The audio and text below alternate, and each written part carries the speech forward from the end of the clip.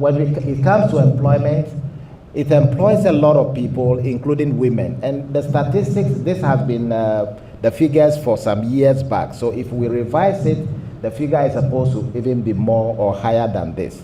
So imagine a sector that is employing about 20% of your active labor force. 20%. We all know about this graduate unemployment.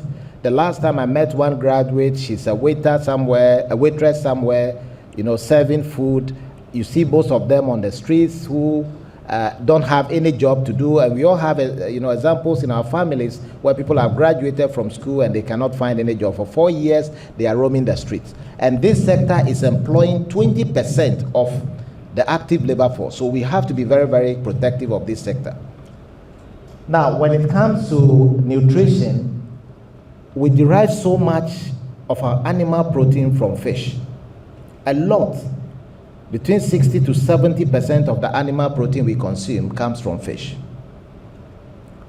Now, and then when we think about the size of the economy, how the goods and services we produce within the country, all the goods and services we produce, the value of all those goods and services, fish contributes about 4%. I've been told that the figure has been revised downward because of the overfishing problem, meaning the contribution has reduced. But perhaps we also have to consider the indirect benefits. Just imagine that when you think about the size of the whole economy, fish is contributing maybe from 1 to 4%. That's huge. And then when it comes to agriculture GDP, all the output, all the goods, agricultural goods and services, it contributes about 15%. And this is also a very big number. We export fish, and then we earn about $15 million annually from exporting fish. Again, this is also a lot of money.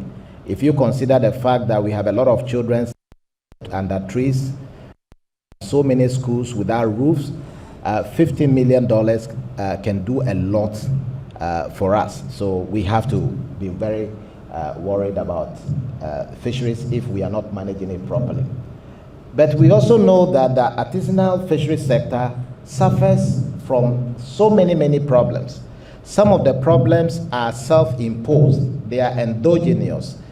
We are creating those problems for ourselves. And some are imposed on those sectors, especially if you take the artisanal sector. One of the problems that is imposed on the artisanal sector comes from the trawlers, which we are all aware of.